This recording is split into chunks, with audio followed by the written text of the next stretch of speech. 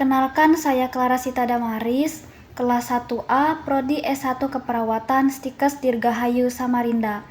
Di sini saya akan menjelaskan tentang analisis faktor tinggi terkena tuberkulosis di Indonesia. Oke, kita masuk ke pengertiannya.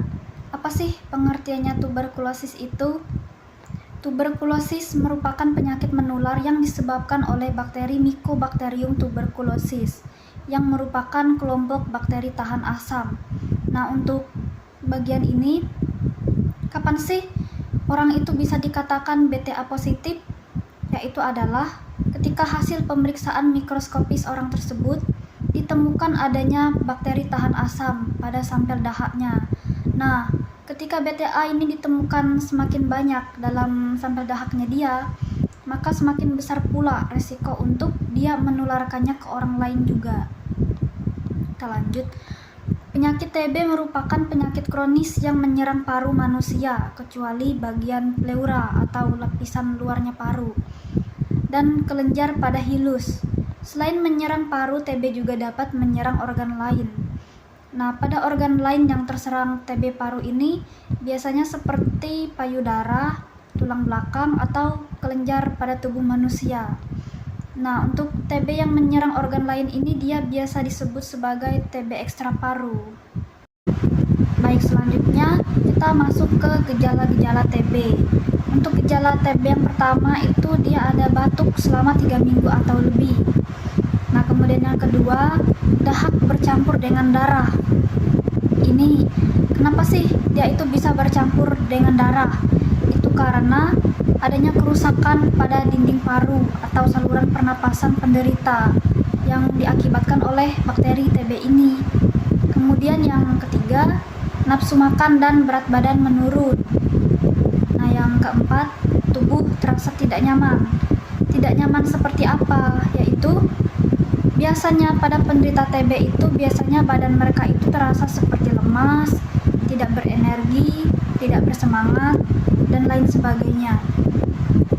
Nah, yang kelima, sesak napas dan nyeri dada.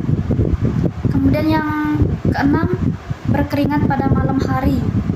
Nah, berkeringat pada malam hari ini itu salah satu penyebabnya itu diakibatkan karena adanya aktivitas metabolik pada malam hari. Nah, sehingga menyebabkan produksi panas yang membuat si penderita ini berkeringat pada malam hari. Nah, itu tuh sebagai bentuk respon tubuh terhadap infeksi virus tuberkulosis ini. Sekarang kita akan lanjut ke proses penularannya. Nah, untuk proses penularan ini itu bisa terjadi ketika kita tidak sengaja bertemu seseorang. Mungkin dia tidak diketahui kalau dia itu adalah penderita TB, sehingga ketika kita bertemu dia, kemudian dia ada batuk atau bersin, sehingga dia mengeluarkan droplet atau percikan-percikan ketika batuk atau bersin, atau ketika dia berbicara. Itu juga bisa membuat kita beresiko terkena tuberkulosis ini. Nah, kita masuk ke poin yang pertama. Kuman tuberkulosis keluar ke udara. Kedua, kuman tuberkulosis terhirup oleh orang lain. Nah, ini nih saling berhubungan untuk poin 1 dan poin 2 ini.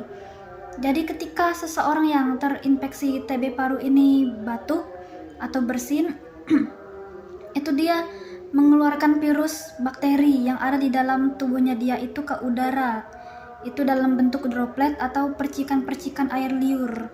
Nah, kemudian kuman yang berada di dalam droplet ini, dia menyebar di udara kan, dia dapat bertahan di udara itu untuk beberapa waktu yang lama.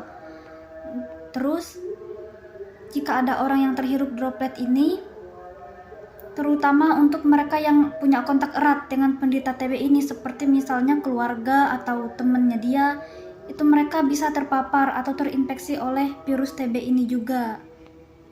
Nah, kemudian kita lanjut untuk slide berikutnya. Nomor 3, di dalam tubuh kuman tuberkulosis dilawan oleh daya tahan tubuh. Keempat, orang yang terpapar oleh kuman menjadi penderita tuberkulosis. Jadi tubuh kita ini masing-masing dia memiliki kemampuan untuk bertahan pada suatu lingkungan. atau untuk dia mempertahankan tubuh kita ini agar tidak terkena sakit penyakit, bakteri, atau kena virus. Tapi daya tahan tubuh masing-masing orang itu dia berbeda-beda. Nah, teruntuk poin nomor 4 ini orang yang terpapar oleh kuman menjadi penderita tuberkulosis. Itu nomor 4 ini dia ada tipe 2 orang. Yang pertama itu orang yang daya tahan tubuhnya kuat dan orang yang daya tahan tubuhnya lemah. Nah, untuk orang yang daya tahan tubuhnya lemah ini, otomatis dia akan terpapar virus karena ketahanan tubuhnya dia yang lemah, sehingga dia terinfeksi oleh virus TB ini.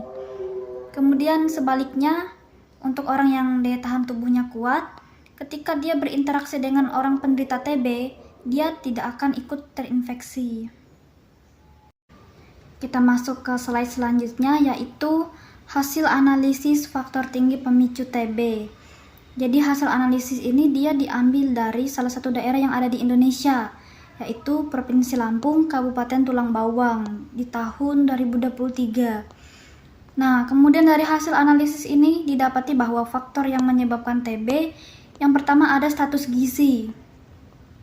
Kurangnya gizi atau gizi yang tidak seimbang itu berpengaruh terhadap daya tahan tubuh seseorang dan bagaimana respon imunnya dia itu terhadap penyakit. Nah, ada hubungan status gizi penderita TB paru, yaitu yang pertama ada tingkat kecukupan gizi dan protein. Kemudian bagaimana perilaku penderita terhadap makanan dan kesehatannya dia. Apakah dia pilih-pilih makanan, atau dia sembarangan aja hidupnya, ataukah dia sangat memperhatikan makanannya dia.